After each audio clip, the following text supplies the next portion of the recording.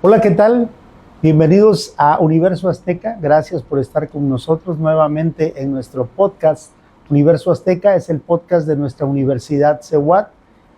Antes de iniciar con el programa de hoy, te pido que te suscribas a nuestro canal, que actives la campanita para que podamos tener tus comentarios acerca de los contenidos que estamos presentando en nuestro programa. Soy Alexis González Aguilar y te doy la bienvenida a una nueva emisión de nuestro podcast Universo Azteca.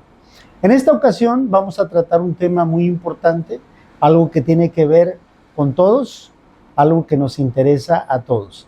Hay una disposición gubernamental que nos obliga a vincular, a registrar nuestro teléfono celular, a que nuestros datos personales queden ya registrados en una base de datos a través de una disposición legal. Pero esto está trayendo muchas preguntas, sobre todo porque se trata de datos personales que no sabemos en qué momento van a poder ser utilizados y quién va a utilizarlos. Y esto nos pone a todos en un estado de indefensión porque no sabemos a quién van a quedarle nuestra información y qué podemos hacer al respecto como ciudadanos. Pero como se trata de un asunto estrictamente legal, tenemos hoy una invitada que va a ayudarnos a despejar las dudas sobre este tema. Ella es licenciada en Derecho, licenciada en Trabajo Social, maestra en Derecho Constitucional y Amparo, docente de CEUAT y sobre todo es abogada litigante con mucha experiencia. Ya estuvo con nosotros anteriormente en nuestro podcast y hoy viene a hablarnos sobre este tema. Es un gusto para mí recibir en Universo Azteca a la maestra Margarita López Lara. Muchísimas gracias, maestro. La verdad es que el gusto es mío de poder estar compartiendo con ustedes aquí en otra emisión más. Maestra, para iniciar esta charla, bueno, hay un antecedente, hay un decreto, hay un instrumento legal donde el gobierno federal nos obliga a todos los ciudadanos a poder registrar nuestro teléfono celular, pero dadas las circunstancias, los asuntos de inseguridad en los cuales estamos viviendo, la pregunta inicial sería para este asunto si estamos obligados legalmente, o sea, existe este marco legal para que todos los ciudadanos registremos nuestro teléfono celular con nuestros datos o los vinculemos con nuestra CURP. Claro, maestro. Mire que precisamente para poder hablar si existe o no bajo este contexto una obligación legal, pues sí es importante abordar el contexto jurídico de dónde nace esta obligación. Específicamente el año pasado, en 2005, a mediados del año pasado, se publicó en el Diario Oficial de la Federación la ley en materia de telecomunicaciones y radiodifusiones, que viene a abrogar la ley federal en materia de telecomunicaciones y radiodifusiones, que dentro de los aspectos que precisamente se modificaron con la creación de esta ley, está la obligación que directamente la ley impone a las concesionarias. A las concesionarias, pues en este caso en materia de telefonía móvil, ¿no? Y esta obligación directamente en la ley se señala como la obligación que ellos tienen de mantener activas las líneas telefónicas únicamente de aquellos usuarios finales que vinculen bajo este contexto, si son personas físicas, su CUR, si son personas morales, su RFC, inclusive si son extranjeros, su pasaporte. Entonces, si la ley impone la obligación, esta es una obligación directa a las concesionarias. Es decir, la ley no señala de manera directa que tú como usuario tienes que darlo de alta. Pero claro, entendemos que es una obligación que de manera indirecta pues nos afecta, porque pues cómo las concesionarias van a poder vincular estos datos, pues a través de los usuarios finales, ¿no? Y sí, evidentemente esta disposición tiene un plazo legal, que en este caso es hasta el 30 de junio de este año, y pues bueno, obedece precisamente a una medida de seguridad nacional. O sea, esta estrategia de vincular precisamente estos datos personales, se supone que obedece esta estrategia de seguridad nacional, donde la idea final es que estas concesionarias puedan participar activamente con las autoridades competentes, con la Fiscalía, por ejemplo, para poder esclarecer algunas clases de delitos, ¿no? Específicamente los relacionados con extorsión, con fraude, por ejemplo. Obviamente, y específicamente en México, pues sí requerimos como que una infraestructura un poco más elevada para pues que esta sea una medida que de verdad impacte significativamente. Pero sí, ante la pregunta de si existe una obligación legal, la ley sí señala esta obligación directa a las concesionarias. De manera indirecta, claro, entendemos que esta es una obligación que recae en nosotros. Ahora, ¿es una obligación legal? Claro, está establecida en la ley. Sin embargo, eso no quiere decir que sea constitucional, ¿no? Es decir, hay algunos aspectos que al día de hoy se han trastocado, pues porque esta disposición puede precisamente vulnerar ciertos derechos, como los datos personales, el acceso a la información, por ejemplo, o inclusive a las telecomunicaciones, ¿no? Entonces, es una medida legal, claro, porque está establecida en la ley, pero sí existen ciertos matices que se deben tomar en cuenta. Inclusive, maestro, fíjese que ya en el 2022 existió el primer intento de poder vincular estos datos personales a través del PANAU. No sé si usted pudo escucharlo. Era un sistema que bajo este contexto lo que quería hacer era unir los datos personales precisamente de los usuarios de telefonía móvil. En su momento, la Suprema Corte de Justicia de la Nación determinó que era inconstitucional porque se estaban transgrediendo derechos humanos, como el acceso a la información, la protección de datos personales. Y ahí se estableció como que una primer serie de requisitos de decir, bueno, cualquier sistema que procure vincular estos datos debe respetar ciertos parámetros, ¿no? Entre ellos, precisamente, la protección de estos datos personales. Entonces, hoy que surge esta nueva obligación, que como le decía, es una obligación directa a las concesionarias, sí se pone un poquito en contexto eso, porque evidentemente este sistema tuvo que tener como antecedente directo estos parámetros que ya la Suprema Corte ya había determinado para que fuera una obligación constitucional, es decir, que respetara bajo este contexto, pues específicamente a los derechos humanos de nosotros como usuarios, ¿no? Entonces, ¿sí podemos decir que es una obligación legal? Claro, porque pues está en la ley. De que sea constitucional, ya tenemos por ahí algunos mecanismos que se han instado para ver si efectivamente perjudica o no pues derechos humanos. Maestra, la realidad que tiene que ver con la telefonía, con todos estos delitos que todos los ciudadanos hemos venido sufriendo, estas llamadas falsas, estas llamadas de extorsión, como quienes tenemos nuestros datos bancarios a través de una aplicación, somos vulnerables a ello, pues nos obliga, por ejemplo, a no contestar un teléfono que no tenemos registrado, nos obliga a poner un desvío de llamadas, nos obliga a estar siempre en un estado de alerta porque no sabemos quién nos está llamando. En el entendido de que es una obligación, hay un documento emitido por una autoridad competente y entendiendo también que estamos nosotros sujetos a que podamos ser objeto de algún delito. Estrictamente en materia legal, ¿existe algún recurso como para que yo como ciudadano pueda decirle al Estado, o sea, me parece muy bien tu idea, pero creo que no lo voy a registrar, o sea, si quieres desconéctame, pues quítame el teléfono celular, pero yo no lo voy a hacer, no porque no quiera obedecer, sino porque quedo indefenso porque todo el mundo va a hacer información? ¿Hay algún recurso legal?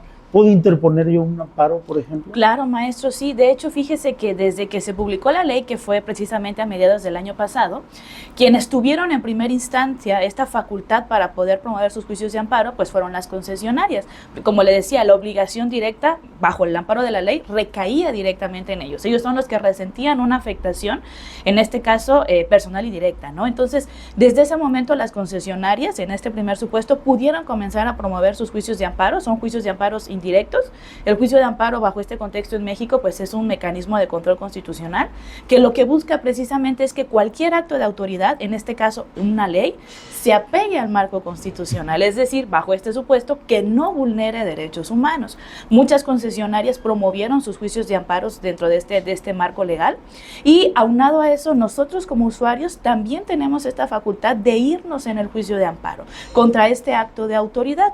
Tal vez no pudimos hacerlo directamente directamente contra la ley, porque pues evidentemente la obligación se le imponía directamente a la concesionaria, pero sí en el momento, por ejemplo, de que comienzan a llegarte estos requerimientos, por ejemplo, de vincular tu línea por medio telefónico, o en el primer momento en el que se dé el acto de autoridad, en donde te cancelen la línea, por ejemplo, te suspendan la línea, por ejemplo, o te nieguen a reactivarte la línea, en ese momento podemos instar el juicio de amparo indirecto, ¿no? La finalidad precisamente de este juicio de amparo, pues es que la autoridad, en este caso un juez de distrito, verifique si este acto de autoridad pues es constitucional o no, es decir, si se apega al marco constitucional y si bajo este supuesto pues no se están transgrediendo derechos humanos. Este sería como que nuestro principal mecanismo legal, ¿no? Pero adicional a eso tenemos otros recursos legales, por ejemplo, los derechos ARCO.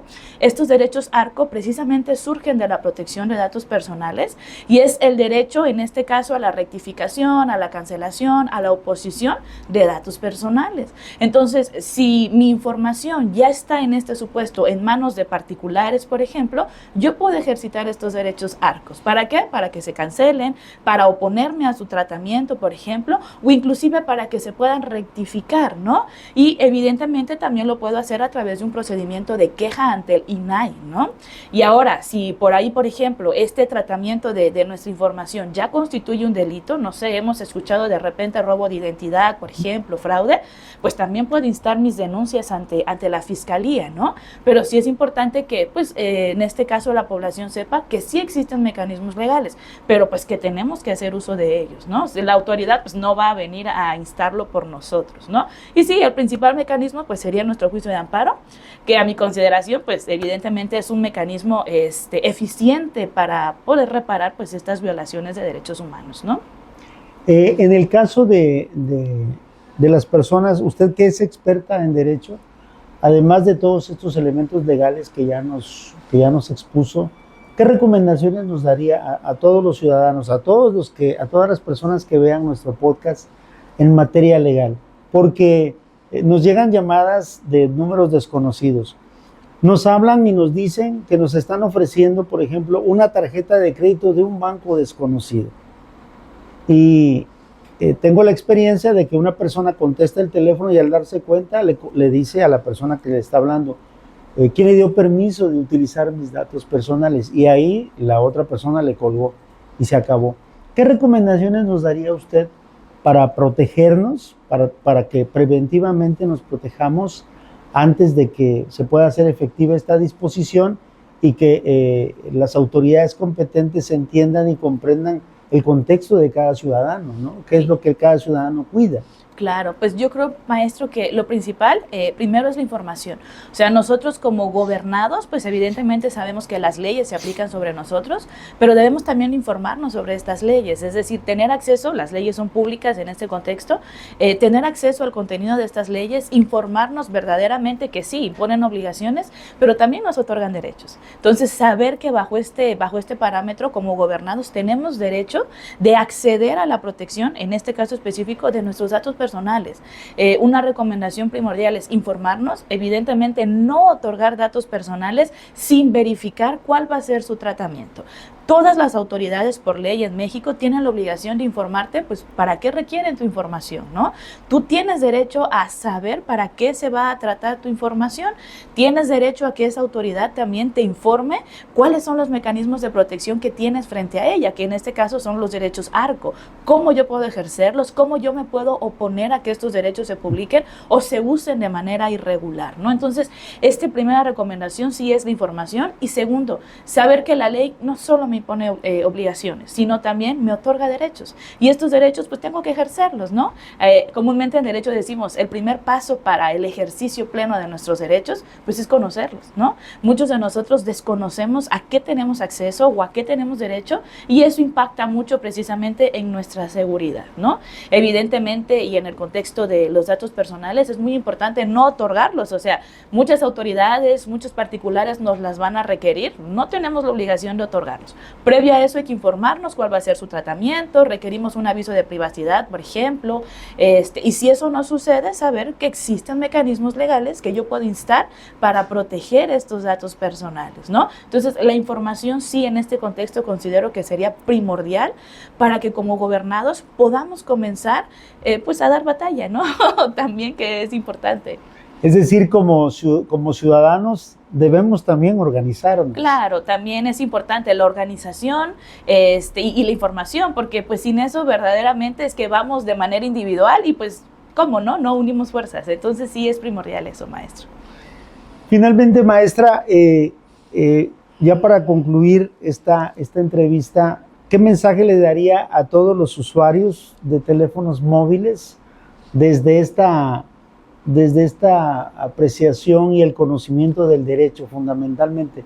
Porque esto es la base, ¿no? Entender y comprender nuestros derechos y poder ejercerlos. ¿Qué mensaje les daría a todos los usuarios? Porque pues somos millones de usuarios de teléfonos que estamos sufriendo de lo mismo, ¿no? Claro, y fíjese, maestro, que hoy pues el teléfono celular antes era una herramienta, ¿no? Y todavía es una herramienta indispensable para el día a día, pero ya en muchos contextos se ha vuelto una necesidad, ¿no? Entonces, nuestro teléfono móvil hoy prácticamente contiene toda nuestra información, ¿no? Cuentas bancarias, números telefónicos, datos personales, CURP, todo prácticamente lo encontramos en nuestro celular.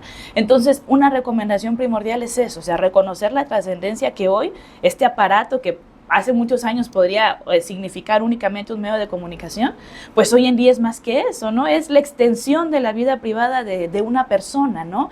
Entonces, lo primero que hay que recordar es eso, tener seguridad respecto a nuestro teléfono móvil.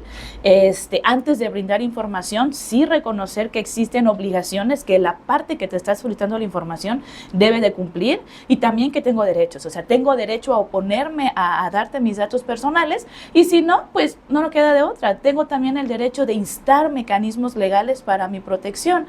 A veces decimos, no es que me oponga al cumplimiento de la ley, sino que la ley debe cumplirse con apego a los derechos humanos en este contexto, ¿no? Y específicamente bajo el amparo de la protección de nuestros datos, porque pues, los datos personales vienen siendo prácticamente los datos de identificación que nos van a distinguir pues entre seres humanos, ¿no? Entonces, sí es muy indispensable que cuidemos esta herramienta, que ya les decía, hoy en día es una necesidad, pero también que nos informemos de que existen mecanismos legales. O sea, no tengo yo a la primera que entregar mis datos personales y si es una obligación, pues evidentemente tiene que ser una obligación que esté al amparo de la Constitución.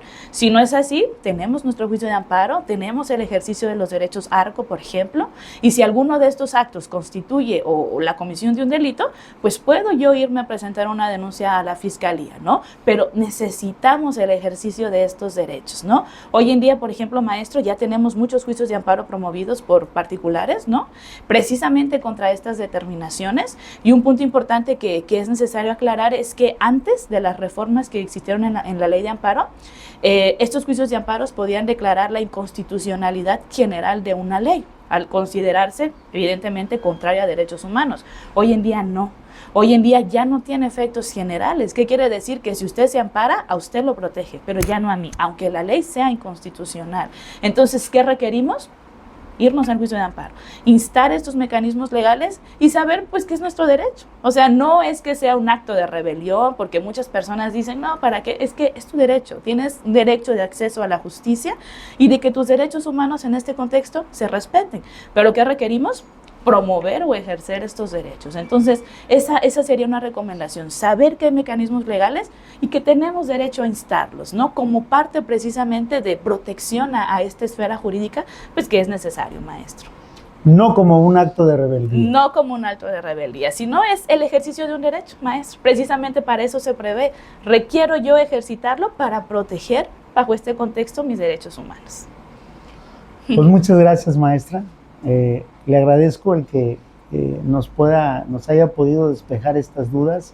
Indudablemente que es un asunto que está generando ya, sobre todo estos juicios de amparo de los ciudadanos que sienten que sus datos son, claro, sus garantías se están vulnerando, y esto pues nos va a permitir que también podamos a través de nuestro programa darle a conocer a las personas que necesitamos organizarnos y ejercer nuestros derechos. Gracias, maestro. Para mí siempre es un gusto poder estar aquí compartiendo con usted pues estos espacios, no solo de información, sino también en este contexto de educación, porque pues es necesario que sepamos cómo ejercerlos y para qué. Gracias, maestra. Gracias, maestro. Mucho. Gracias a ti también que estuviste con nosotros. Hoy hablamos sobre este tema que nos obliga el Estado a vincular, a registrar nuestro teléfono celular, pero esto también nos hace vulnerables ante la posible comisión de delitos porque entregamos toda nuestra información. Y por eso hoy estuvo con nosotros la maestra Margarita López Lara, que es una abogada experta en Derecho Constitucional y Amparo, y nos ha hablado sobre los recursos legales que podemos intervenir para poder hacer que nuestros derechos sean reconocidos y que esta información que vamos a darle a las compañías de teléfonos sea protegida para evitar que podamos estar indefensos ante la posible comisión de algún delito. Te doy las gracias por haber estado conmigo. Soy Alexis González Aguilar y te espero en nuestra próxima emisión de este podcast Universo Azteca, que está hecho para nuestra Universidad CEUAT, para toda la comunidad estudiantil, docente, para todos los padres de familia, pero sobre todo para aquellas personas que están interesadas en poder conocer, saber más y poder estar informados sobre los temas de actualidad. Te doy las gracias y te espero nuevamente en el próximo podcast de Universo Azteca. Hasta la próxima.